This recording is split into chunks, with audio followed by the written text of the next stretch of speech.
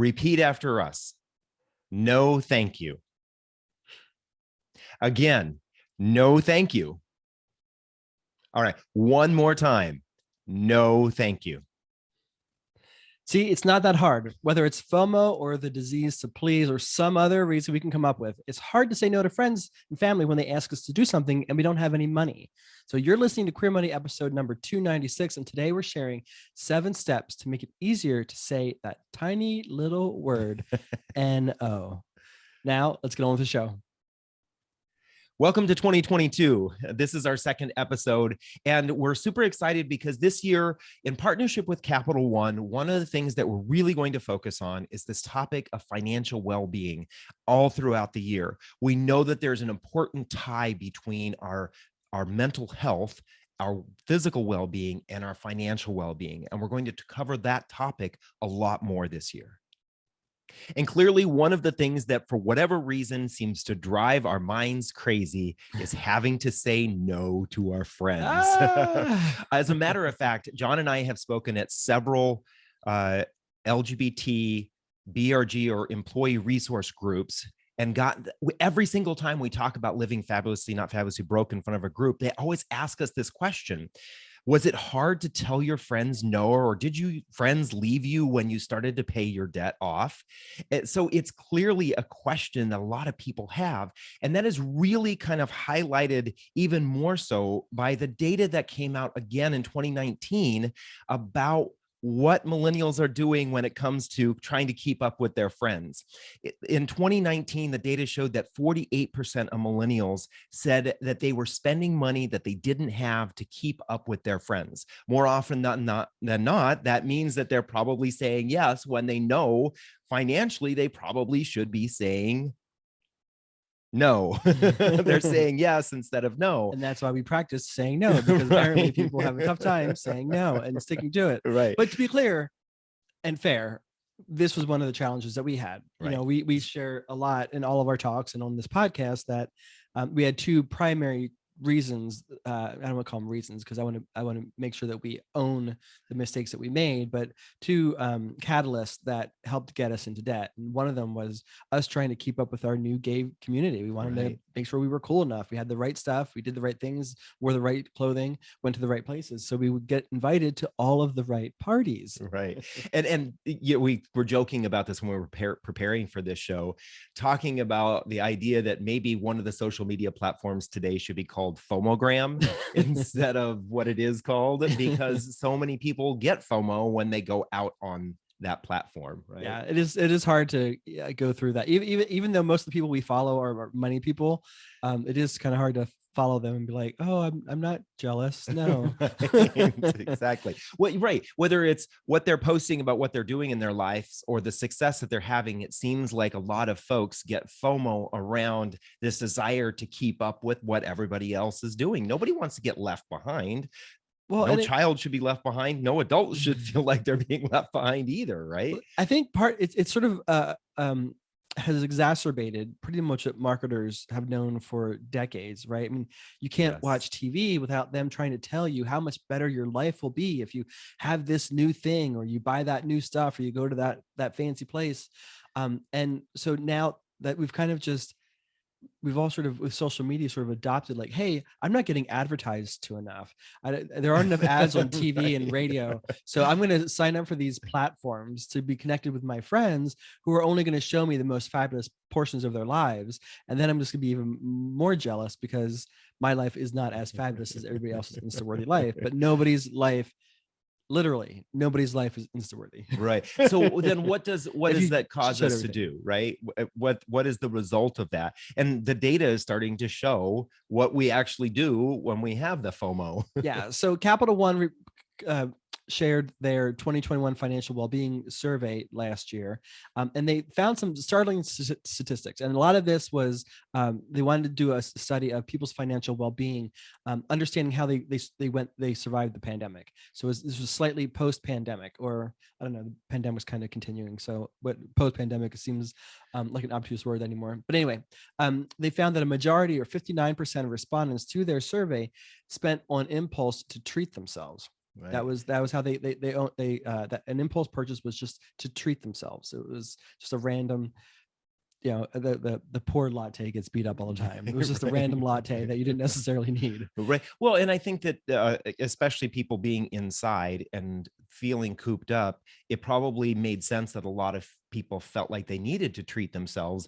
They couldn't necessarily treat their friends or treat their family. So they felt like the desire to spend must have been, then I have to spend this on me. Right. It's no coincidence that just about this time, Jeff Bezos is like, you know what? I can retire now. Right. I don't need this anymore. Right. Capital One also found that a majority, or 44%, also said that the financial habit they like to change the most is spending on items they don't really need, or those items to treat themselves. Or we talk about this a lot. I just drew a blank. How people treat themselves, a spa day. What do you call that? Self-care. Self-care. Right. Oftentimes self-care is considered a way of treating yourself. And we mentioned this, even a tweet of ours that went semi-viral was the whole idea of it's okay to do those things, like getting your nails done, going to out to get the latte, going out for cocktails with your friends. It's okay to do that as long as that kind of stuff isn't sacrificing your financial well-being. And that's kind of what this data point really kind of draws out, is that there's a crossover of people here. We know that there are some of these respondents who said that they were treating themselves, but at the same time said that they wanted to change their financial habits around how they spent their money. So there's definitely a need when it comes to financial well-being to kind of get over this hump, or this idea of how do I treat myself? How do I spend my money? And Right. Sadly, what we're seeing is people are regretting it. 77% of respondents also said if they regretted their purchase, they regretted it within the first day. So they don't even have that, whatever that thing is that they purchased or did, or where they went to. They didn't even appreciate it for a day. And so it just shows how fleeting some of these purchases are. And we talk about this a lot on the podcast. We just did the whole financial planning series, figuring out what you most want, right? So the water you're putting in, the water that we're all putting in our jar, right? We talked about the water, the sand, the pebbles, and the rocks. And the rocks represent the most important things in your life. But so many of us are filling our jar with the water and the sand that, and it's not providing us the satisfaction that we want, right? Right. So if we focus on what it is that we most want, then we'll have the greater life satisfaction that we're all seeking. But therein lies the challenge, right? Because Instagram, Facebook, your friends, all that are sort of inspiring you, encouraging you to do things. And it's not that they're doing it maliciously, Right. but it's, they want you to come along and grab drinks with us, or we're going to go shopping, or don't you want to get this too? Or our favorite, is now when you get married, not only do you have an engagement party, but you have a bachelor party, a bachelorette party, and then you have to have the wedding shower. And now these are all becoming Multiple wedding destination showers. things. Right. Yeah. These people can't just have it in their home anymore. They've got to like go somewhere fabulous. It's competition, right? Probably because of Instagram. And so people are finding that these things are just it's fleeting enjoyment. So why waste your time? Why put yourself into debt, or why sabotage what your true goals are for things that aren't even going to make you happier more than a day? Right. So let's talk about 5 reasons why this is actually the case. Why is it hard for us to say no? What is preventing us? And we've kind of really covered the first one already, and that's this whole idea of FOMO, right? We feel like we don't want to be left out. We want to be included. We want to make sure that our friends know that we're still friends with them, right? So We're I think still here. right, I think there is this FOMO. Yeah. And that's a big one. For sure. Then there's also the disease to please. I think this comes from a place of a couple things here. I think it's a little bit, it comes from a lack of self-worth. Like if we feel like we say no to somebody, they're not going to like me. Right. Or they're not going to invite me out in the future. And I feel like that also inspires a lot of people to say, all right, I got to say yes, because I just can't say no. I don't like saying no. And for some reason, saying no is impolite. Right. But saying no is very freeing. Right. For this one, I think I really kind of picture the person who can't curtail their or cut down their list of people who they're inviting to their wedding or to a party. Yeah. They have to invite everybody because they're so scared if they don't invite everyone that somebody's going to be mad at them. And that is the kind of the sense then I think with spending their money, they got to say yes to everyone. Not us. We ruthlessly cut our invite list down to some 40-some people, and it was a great weekend. Yeah. Number 3 is there's identity stories that we tell about ourselves. So we've got sort of a dialogue going on inside our head about who we think we are and how we want to how what we want to project into the world, or how we want other people to perceive us. And so if we're the fun guy, if we're the person that people always want to have around to laugh or to enjoy or to support, or to maybe buy a round of drinks, if we're that person, we don't want to change that perception. We don't disrupt people's opinion about ourselves. So we've got to keep the dialogue in our own head going. So saying no becomes a little bit harder, but sometimes the dialogue that we have going on inside our head isn't actually helping us out. And maybe people aren't necessarily perceiving us the way that we think that they're perceiving us, right? We're making a lot of assumptions there. So we got to maybe challenge our own stories about what we tell ourselves about who we are and what we do and what we think other people think of who we are and what we do. Right. Sometimes the identity that we have is maybe not the identity that we want. So we may need to check in with what other people are actually thinking about us. Check it before you wreck it. Right. Exactly. All right. Number 4 is, I think, especially exacerbated because of COVID, and that's the desire to be social, right? We want, especially right now, we want to get out and we want to do things with people because for so long, many of us were the only social thing we did was a Zoom call, right? And now we actually have the opportunity to get out and do things with people.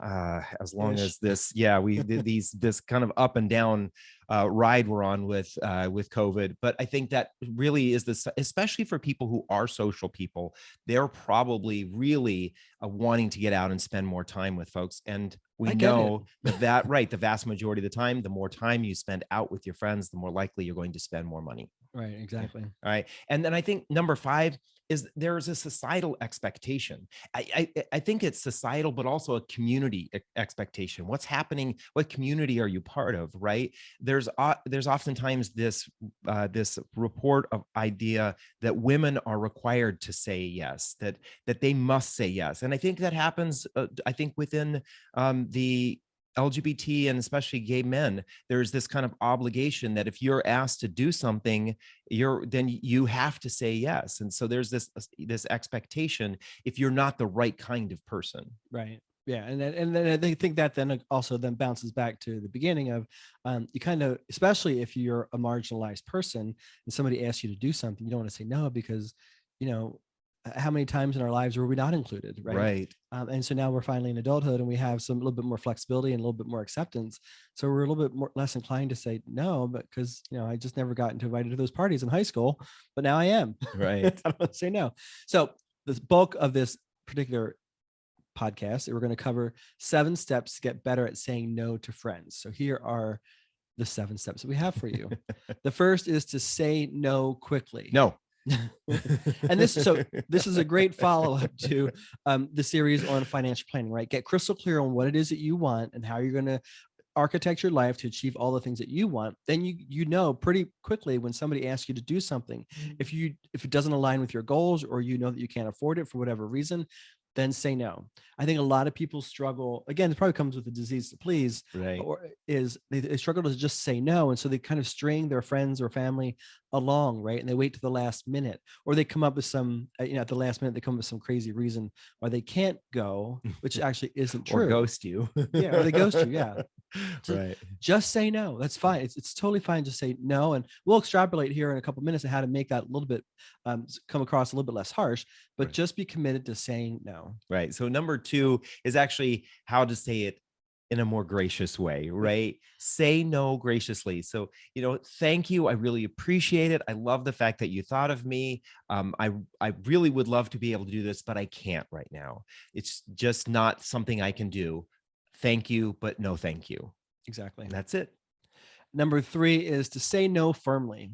If you sound like them exerting any pressure on you will make you change your Oh, mind, come on, John. then they will put pressure on you to make you change your mind. And John will cave.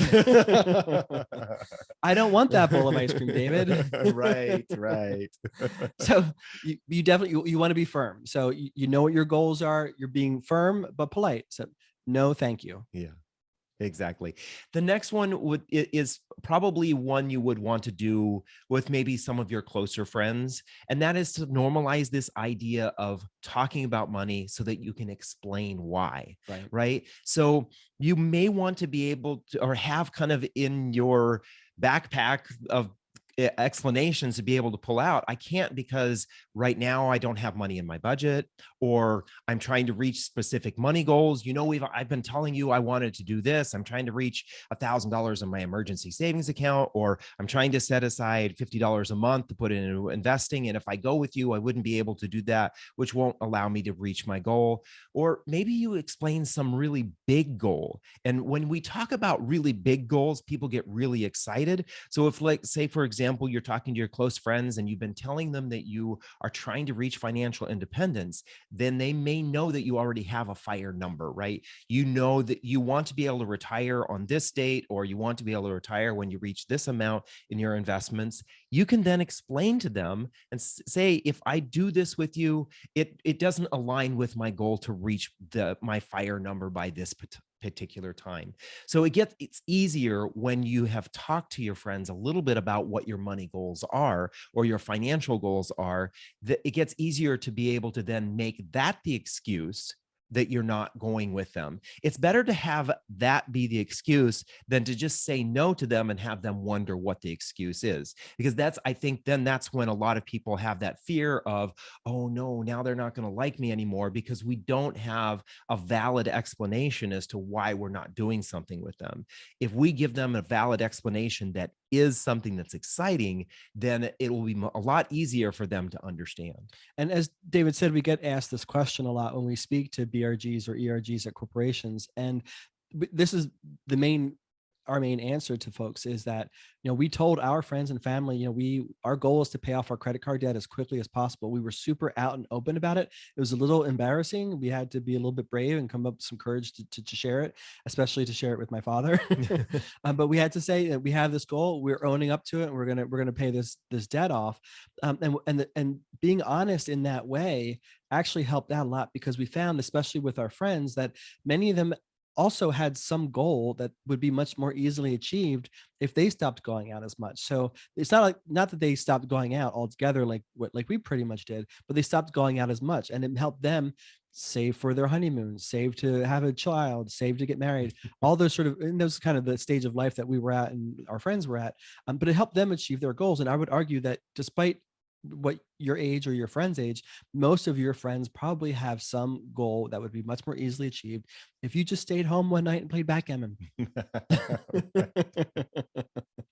And that actually is a great segue to tip number 5: propose an alternative, right? So as David said, you want to give them a valid reason of why you can't, so they don't feel rejected or dejected by you. And that'll then kind of let them know, what kind of engagements they want to have with you in the future. But then what you can also say is, hey, I can't do it because I'm trying to reach my FIRE number, but I'm considering this event that I've been wanting to go to that's free or cheap. Do you want to go to that with me? Or I'm going to the park to have a picnic, or we're friends of mine and I are having a movie night.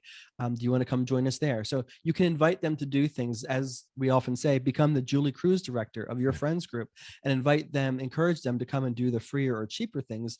And then maybe occasionally you can do the things that don't necessarily align with your goals, wholeheartedly, but because you want to be responsive to them, but you definitely want to offer an alternative. And we've talked about this before on the podcast, having a social calendar where you have your numbers built into that, knowing in advance what kinds of things you're going to do, is a great way, again, to have a whole bunch of explanations in your backpack of being able to say, hey, let's do this instead, or I would love to do that with you, but I'm going to be doing this. Would you like to join me? That gives you really that opportunity to propose alternatives that you know about. We used to offer what we called the Fabulous Social Life Calendar that actually incorporated both of those features, a calendar as well as a budget feature, which we don't offer anymore. But if that's something that you would be interested in, let us know, ping us on social media. Maybe that's something that we'll reconsider. Right. Point number 6 is to not feel guilty. I think there is this inherent guilt with the word no, right? We all our lives, we've been hearing the word no, no, no, no, David, no, David, no, David, right? And that has been kind of this all your life, or is that like pre-John? Right. Well, especially in our early lives, I'm reading the 4 agreements over again, and that's one of the things that they talk about in the book is this idea that from birth we're basically being guided through life as to who we're going to be without us really choosing, and that word no is one that we learn early on, and then we adopt guilt with that word no, right? So we can internalize that guilt. And when we tell somebody else no, we don't want them to feel guilty, but then we take the guilt on, right? So that's really why it's so important to know your why, as we talked about in episodes 287 and 291 around financial planning. It's really important to understand why this is important to you, why it's important to not feel guilty when you're saying no. Exactly. And then back to the middle and around again. Step number 7. We started this already at the beginning of the podcast. Practice. Practice saying no. Right. And you can start by saying it to the dog, right? You can start by saying it to the mirror. To your spouse. Yeah. Start with the easy ones first, right? And then maybe start to scale up to the more scary ones to say no to. But just practice, and it actually won't take you that long to get good at it. I've been saying no apparently our entire relationship. Well, we can take that in a whole different direction, but we won't. So again, to recap here, your 7 tips for being able to say no. 1, say it quickly, say no quickly. 2, say it graciously. 3, say it firmly and clearly. 4, give an explanation as to why.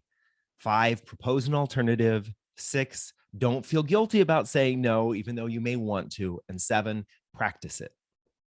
Now, stay tuned for your Career Money takeaway from this episode. Thank you for listening to another episode of Career Money. Here's your Career Money takeaway from this episode. There are always going to be things that will distract you, knock you off your course from your financial goals, whether that be paying off debt, saving your money for something fun and huge, or saving for retirement. Start practicing and get good with saying no to people. It won't only help you with your finances, but it'll help you with your level of stress and your anxiety, and with having more time for yourself and the things that you want to do. Then join us next week for episode 297 of the Queer Money Podcast, when we talk about unique money issues for lesbians. Have a great week.